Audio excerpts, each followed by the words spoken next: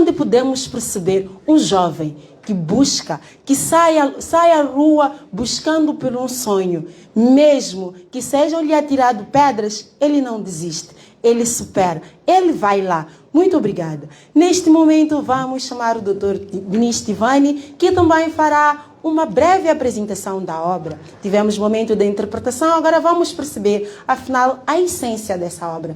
Dr. Denis, por favor. Em algum momento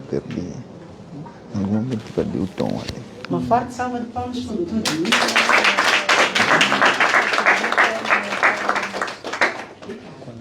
Vamos improvisar. Ok.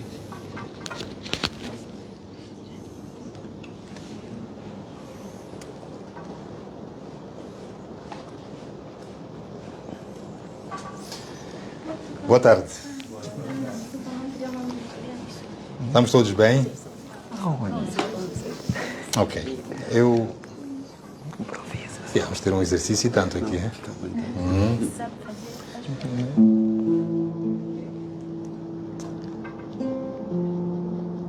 Eu li este livro com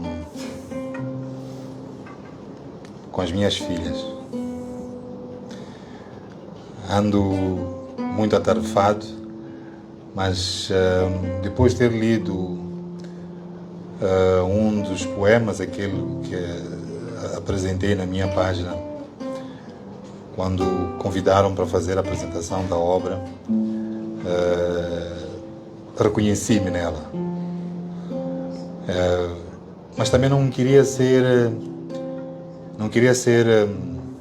egoísta, por isso pedi às minhas filhas que elas também lessem. Ontem foi um dia de grandes leituras. Eu ficava num ponto da sala para a minha cozinha é uma distância de 5 metros. Mas eu pedi às minhas filhas para ficarem a essa distância de 5 metros. Eu não via a elas e elas escolhiam um poema ao calhas e liam alto. A mais velha tem 14 anos, então quando lê, entende-se o que ela está a ler. A mais nova já nem tanto, tem 8 anos. Então, há palavras que ela ainda não conhece, ressoam. Imagina para ela ler ressoam com 8 anos, então é um pouco complicado.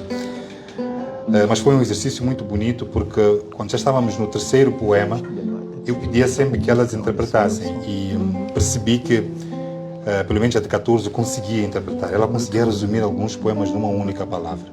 Então, alguns ela disse: pai, aqui eu estou a sentir que o poeta está a falar sobre liberdade de expressão. Quer dizer, a revolução, eu depois vou definir isto, ela serve para todos nós. Hoje eu estive a fazer uma apresentação das nossas 6 propostas legislativas.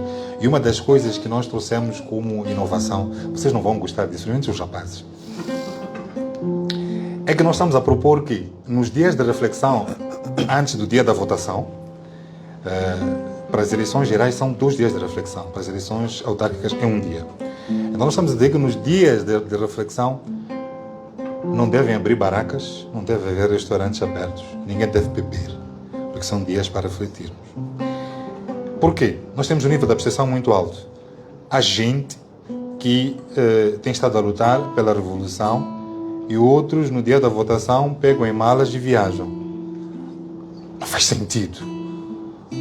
É que não dá para viajar. É porque a revolução, o voto, quem vai votar, quem vai lutar pela revolução, luta depois para todos, porque o bem que vem, a democracia que vem, que vai permitir que nós consigamos votar num líder que realmente vai nos representar, vai beneficiar a todos. Então você está a ir à praia fazer o quê? Então quando eu li o teu livro e a minha filha conseguia, a partir do terceiro poema, começar a encantar-se, perceber-te, eu disse, este é o tipo de poema, este é o tipo de livro que serve a todos, assim como a revolução é para todos. Esta é a melhor característica que tem o teu livro. Talvez até por eu não ser tão voltado para os poemas, eu me encantei com o teu livro, porque eu facilmente pude perceber Não sou muito de poemas, confesso. Hoje eu sou adulto, então entendo muito as palavras e posso refletir sobre os poemas e as mensagens. Os poemas são pinturas, em palavras, e cada um pode dar a sua interpretação. Todas as vezes que eu tentei interpretar poemas, percebi que eu interpretava totalmente diferente do que os outros. Eu não sei se isso era bom ou mau, mas a verdade é que eu não gostava de estar distante do que os outros diziam. Então é isto, Famas. É assim como eu começo. O Famas introduz-se, não é? Ele diz: um país só se ergue quando a justiça deixa de ser privilégio e se torna direito de todos. Isso está na página 3. E esta introdução de quase 6 linhas termina dizendo: enquanto o silêncio dominar as vozes do povo, a paz será apenas uma promessa vazia. É isto que eu estou aqui a dizer. Nós todos temos que lutar. Nós todos temos que ser cidadãos inconformados. A construção de uma nação faz-se com palavras e não com armas. Todos os grandes atos que determinaram o mundo até hoje foram por palavras. É verdade que houve, sim, grandes guerras. Grandes impérios se impuseram pela lei das armas. Mas o que no fim prevaleceu foi a palavra. Não há guerra que terminou com balas. As guerras sempre terminaram com conversas. É a palavra aquela que representa a forma da humanidade existir.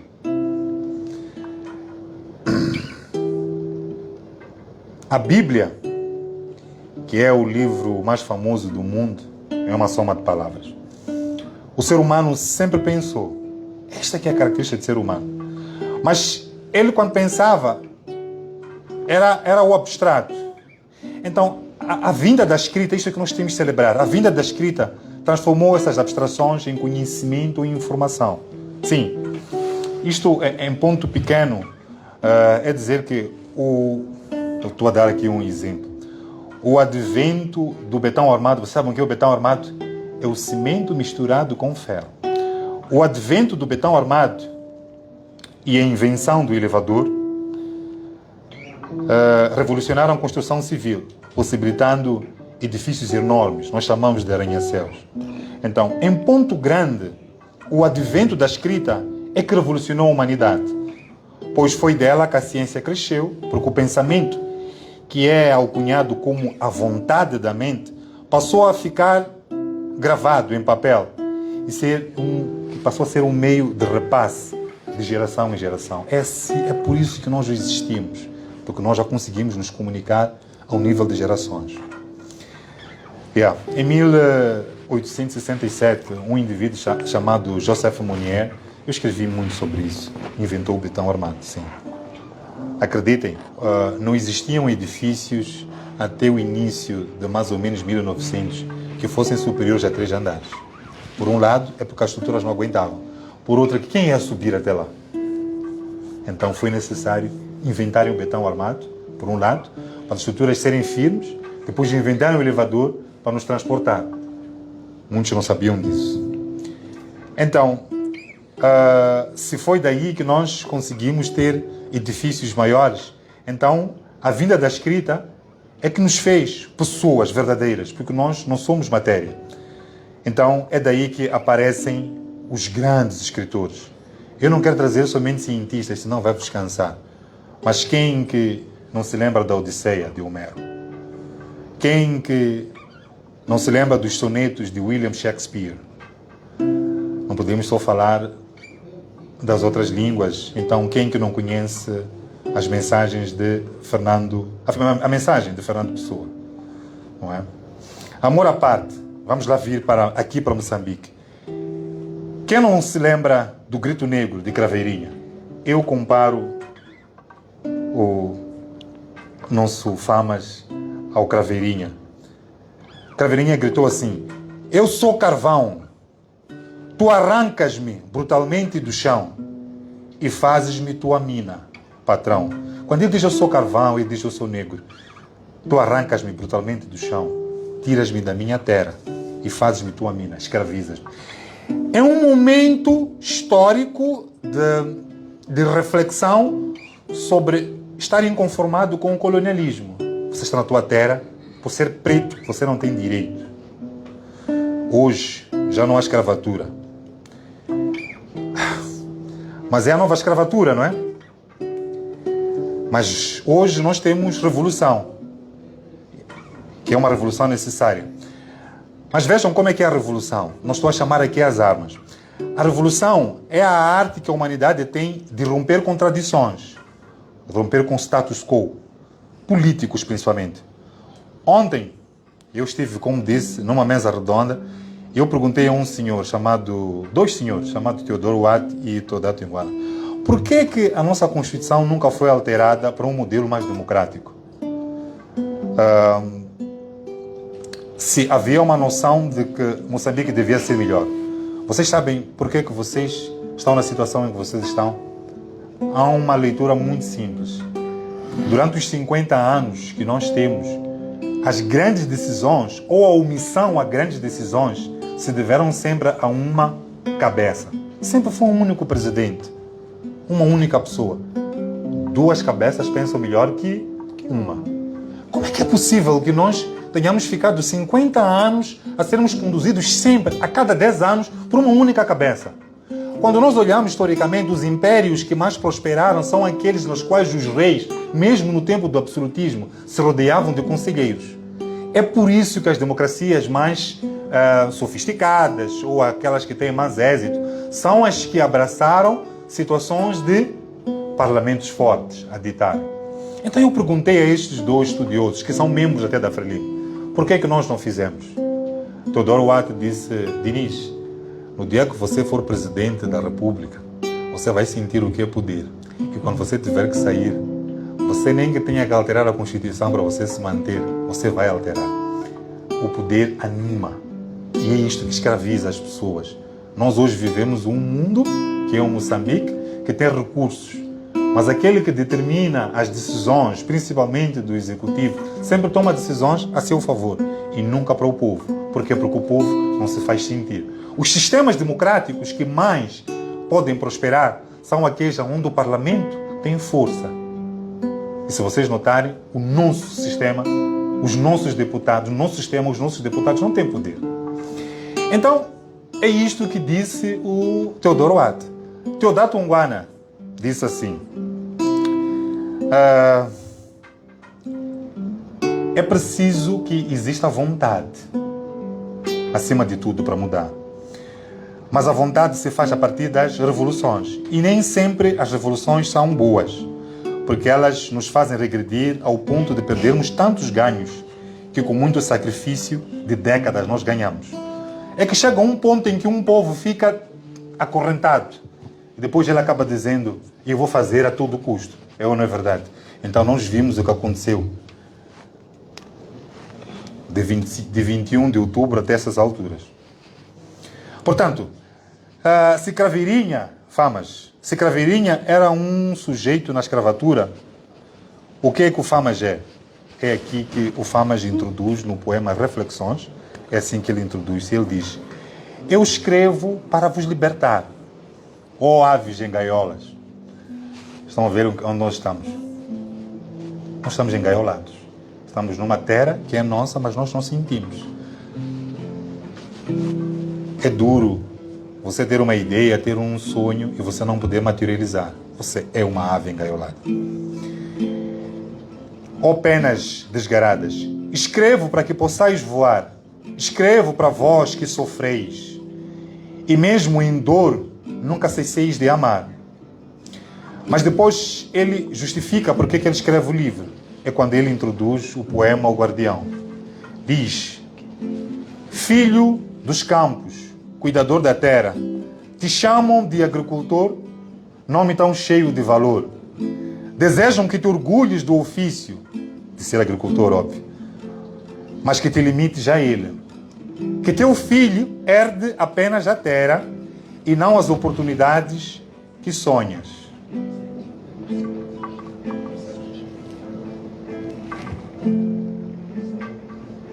Reflitam sobre isso. ter uma terra, ser chamado de agricultor, mas não poder produzir nem a tua própria comida. É duro. É isto que nós somos. Fama está a ver isso. Quer dizer, não é por acaso que nós somos pobres, é porque nos impedem de usar a nossa terra. É que numa nação em que ninguém pode sonhar, porque os sonhos são impossíveis, então Famas começa a refletir sobre dignidade. E vamos ao tema, reflexões sobre dignidade. Aqui, a minha filha de 8 anos também leu. Este foi um dos temas. De um grito, não se ergue o trabalho. Eu levei a minha filha para o meu colo.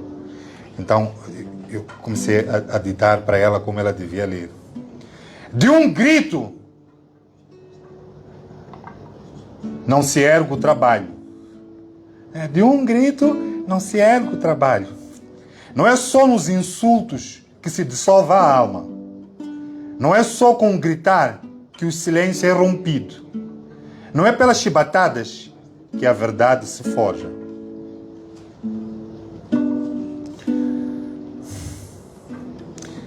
Eu vou saltar para a quarta estrofe.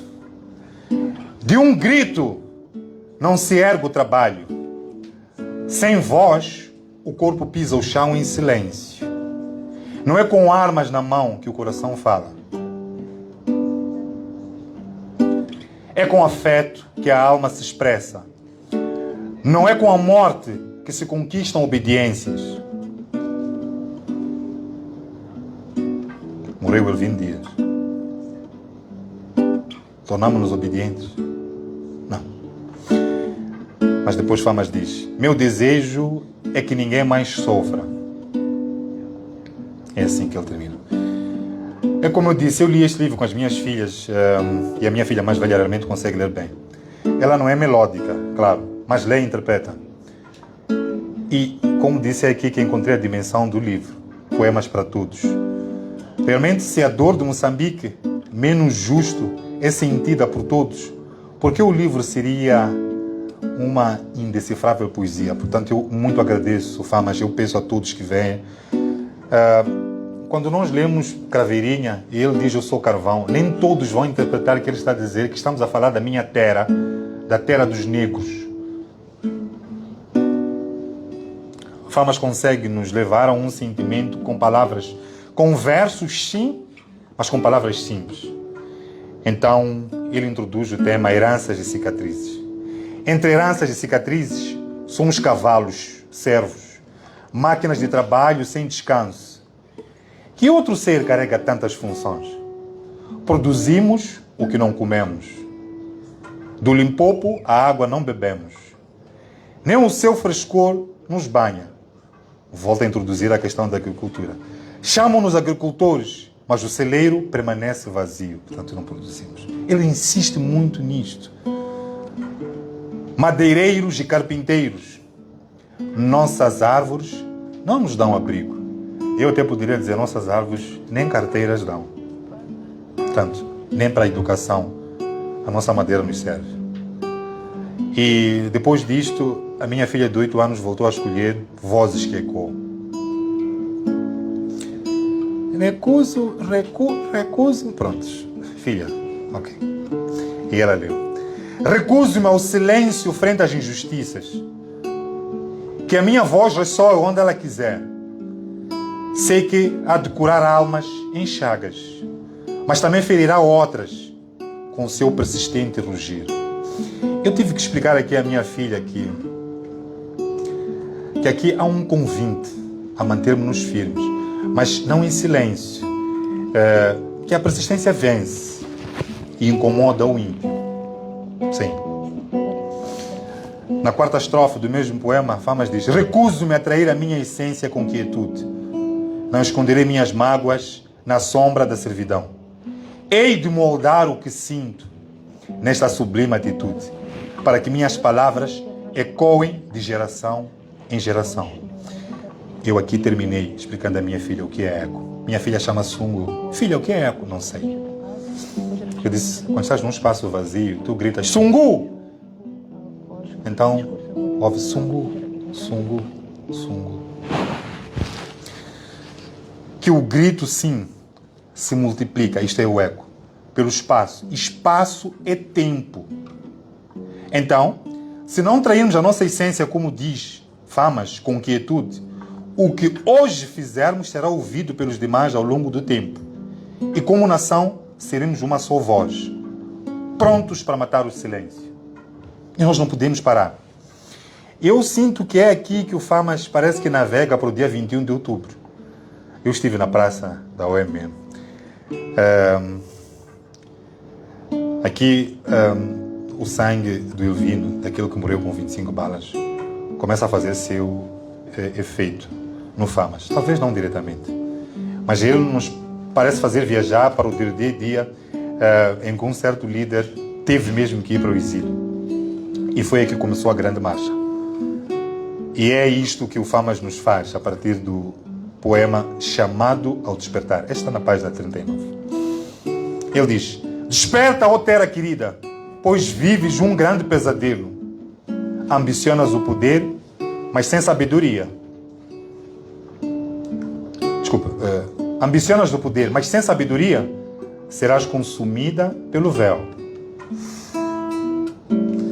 A ilusão da grandeza te arrastará para o abismo, e nada restará quando o silêncio for teu ritmo. Como é que o ritmo pode ser silêncio? Ou como é que o silêncio pode ser um ritmo? Ó pátria sem memória, em teus olhos a névoa de amnésia. Dormes ignorante do lobo invisível que te ameaça. Desperta, ó alma adormecida, ou sucumbirás. Te forçam a inação, mas tu mais forte serás. É com espírito que podemos ter um futuro promissor. Na página 58, mais ainda, Famas começa a celebrar o trabalho feito. Então diz Memórias de uma Revolução. Ficará na história esta epopeia de almas insubmissas. Um povo que encontrou sua essência. Eu lembro-me de um momento em que cantava-se às 13 horas o hino. Todo mundo cantava, seja na estrada, nós... Então, ficará na história esta epopeia de almas insubmissas. Um povo que encontrou a sua essência, descobriu o que é unido. Mas ele diz, na fogueira das tradições e na força das palavras, sentaremos com os nossos filhos ao redor do lume. Contaremos as batalhas que moldaram o destino. Fama está a sonhar já com um Moçambique igual para todos. Um povo que quebrou as correntes, ergueu-se contra as sombras e devolveu o brilho ao sol. De Mondlane aos novos Sansões. É isto que nós hoje somos. Os Mondlanes eram pessoas das vossas idades, não nós, nem. E os Sansões de hoje são os jovens, que abriram caminhos como Moisés, unindo corações do Rovuma ao Maputo, tornando realidade o hino das esperanças. Bom,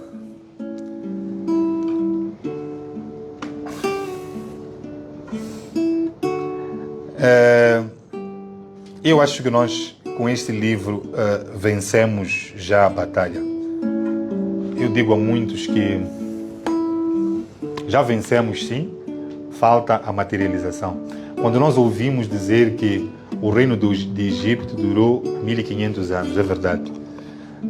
Mas há um período dos últimos 400, já não era reino do Egito. Eles já tinham sido. É por isso que nasceu a Constantinopla.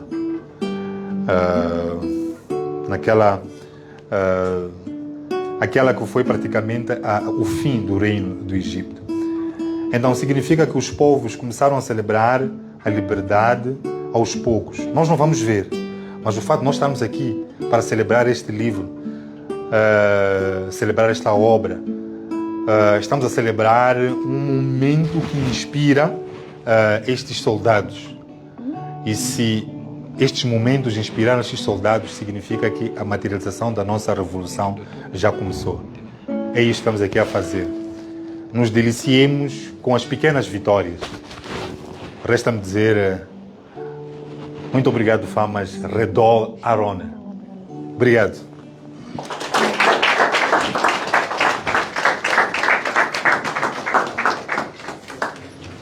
Um momento fantástico em que o Dr. Diniz partilha conosco pequenos gestos, mas pequenos gestos que quebram ciclos e constroem história. Quando ele fala de um momento bonito e único, não pude deixar de prestar atenção quando ele fez a leitura com as suas filhas. É um momento de partilha, de troca de experiência, de mostrar à geração vindoura que só com coragem e ousadia podemos escrever história. E é isso que estamos a fazer hoje. Escrevemos histórias com sons de liberdade. Mais do que eu, melhor é a Wendy e o Suarte Fernando para continuarem, nos brindarem com um momento artístico para que possamos entender melhor essa obra magnífica que nos leva a sonhar, a ter coragem e ousadia. Vamos a isso, por favor?